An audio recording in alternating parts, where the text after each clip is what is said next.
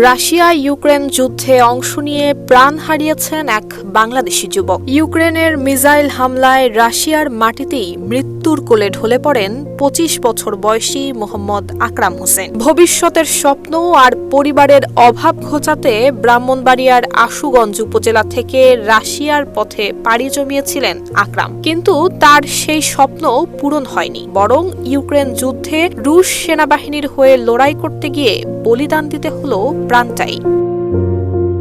১৮ April বিকেলে Russia থেকে আকরামের এক সহযোদ্ধা তার পরিবারের সঙ্গে যোগাযোগ করে মৃত্যুর বিষয়টি নিশ্চিত করেন। পারিবারিক সূত্রে জানা গেছে, প্রায় ১১ মাস আগে ধার দেনা করে রাশিয়ায় পাড়ি জমান আকরাম। প্রথমে একটি চায়না কোম্পানিতে ওয়েল্ডার হিসেবে কাজ করলেও বেতন কম হওয়ায় এক পর্যায়ে দালালের প্রলোভনে পড়ে রুশ সেনাবাহিনীতে চুক্তিভিত্তিক যোদ্ধা হিসেবে যোগ দেন তিনি। রাশিয়ার হয়ে ইউক্রেন যুদ্ধে অংশ নেওয়ার সময় তিনি নিজের ফেসবুকেও বেশ কয়েকটি ছবি শেয়ার করেন। তবে পরিবারের বারবার নিষেধ সত্ত্বেও আকরাম জানান আর ফিরে আসার সুযোগ নেই তার।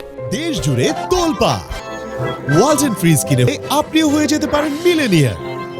১৩ এপ্রিল থেকে আকরামের সঙ্গে পরিবার এবং রাশিয়ায় থাকা পরিচিতজনদের যোগাযোগ বন্ধ হয়ে যায়। এরপর ১৮ এপ্রিল তার সহযোদ্ধা ফোন করে জানান ইউক্রেনের মিসাইল হামলায় আকরাম প্রাণ হারিয়েছেন। জানা গেছে তার ইউনিটের আরও কয়েকজন সদস্য একই হামলায় প্রাণ হারিয়েছেন।